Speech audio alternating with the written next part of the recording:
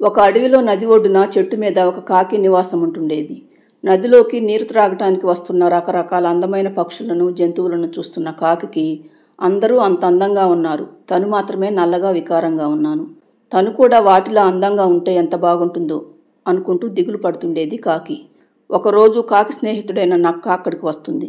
దిగులుగా ఉన్న కాకిని చూసి, అని అడుగుతుంది నక్క. ఈ అడవిలో అందరూ నాకంటే అందంగా ఉన్నారు మిత్రమా, నేను మాత్రమే నల్లగా ఇంత వికారంగా ఉన్నాను, అందుకే నాకు చాలా బాధగా ఉంది. నీ దిగులుకు నేను ఒక పరిష్కారం చెప్తాను మిత్రమా, కానీ అందుకు ముందుగా నువ్వు ఒక పని చేయాలి. అలాగే మిత్రమా, నేనేం చేయాలో చెప్పు. నువ్వు నీకు బాగా నచ్చే నలుగురు దగ్గరికి వెళ్ళి వాళ్ళెంత సంతోషంగా ఉన్నారో తెలుసుకో మిత్రమా. నీ సమస్యకు పరిష్కారం నేను చెప్తాను అంటుంది నక్క. కాకి సరేనని చెప్పి అడవిలోకి బయలుదేరి వెళ్తుంది. అది ముందుగా ఒక దుప్పి దగ్గరకు వచ్చి, దుప్పి మిత్రమా, నువ్వు చాలా అందంగా ఉన్నావు, ముఖ్యంగా నీ అందమైన కొమ్ములు చూస్తుంటే నాకు అసూయగా ఉంది. నీకు నాలాగా ఏ దిగులు లేదు కదా, నువ్వు చాలా సంతోషంగా ఉన్నావు కదా. ఏం సంతోషం లే కాకి, నా అందమైన కొమ్ములే నాకు శాపంగా మారాయి. ఏ పులైనా నన్ను తరుముతున్నప్పుడు ఈ కొమ్ములు చెట్ల కొమ్మలకు తగులుకొని నన్ను బాధ పెడుతుంటాయి.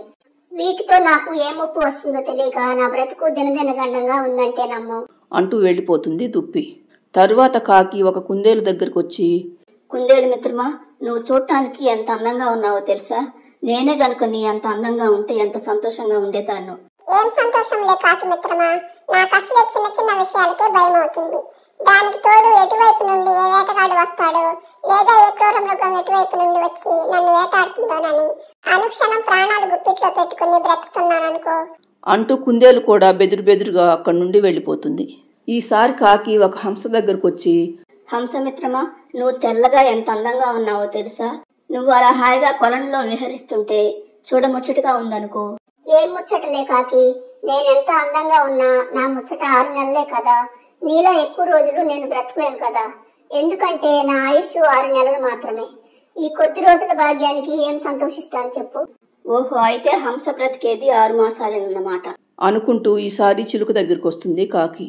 చిలుక మిత్రమా, నువ్వు ఎరుపు ఆకుపచ్చ రంగులతో ఎంత అందంగా ఉన్నావో తెలుసా, పైగా చక్కగా మాట్లాడగలవు కూడా. ఆ మాటలే నాకు శాపాలయ్యాయి కాకి.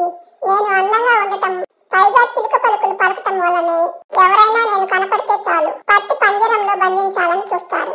అలా నన్ను నేను కాపాడుకోవటానికి సగం జీవితం సరిపోతుందనుకో అంటుంది చిలుక. కాకి ఇక చివరిగా నెమలితో మాట్లాడదామని అడవిలో చాలా చోట్ల వెతుకుతుంది. కానీ దానికి నెమలి ఎక్కడా కనిపించకపోవటంతో తిరిగి వెళ్తుంటే దానికి ఒక చోట జంతు ప్రదర్శనశాల కనిపించి అక్కడ నెమలి కనిపించటంతో నెమలి దగ్గరికి వెళ్తుంది కాకి. అక్కడ అది నెమలితో, నెమలి మిత్రమా, పక్షులన్నింటిలోకి నువ్వే అందమైన దానివి, నిజంగా నువ్వెంత అదృష్టవంతురాలివో కదా. అయ్యో కాకి మిత్రమా, నేను అదృష్టవంతురాలనైతే నీలా స్వేచ్ఛగా అడవిలోనే తిరిగేదాన్ని కదా, ఇలా జూలో ఎందుకుంటాను. పైగా నా ఈకలు అందంగా ఉంటాయని ప్రతి ఒక్కరూ వాటిని పీకటానికే ప్రయత్నిస్తుంటారు. అలా ఈకలు లాగినప్పుడు ఎంత నొప్పిగా ఉంటుందో, బాధగా ఉంటుందో తెలుసా.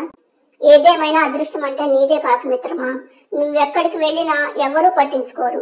నీ అంత స్వేచ్ఛాజీవి ఏ పక్షులలోనూ కనిపించదు, కాబట్టి అందరికంటే నువ్వే అదృష్టవంతురాలివి అంటుంది నెమలి.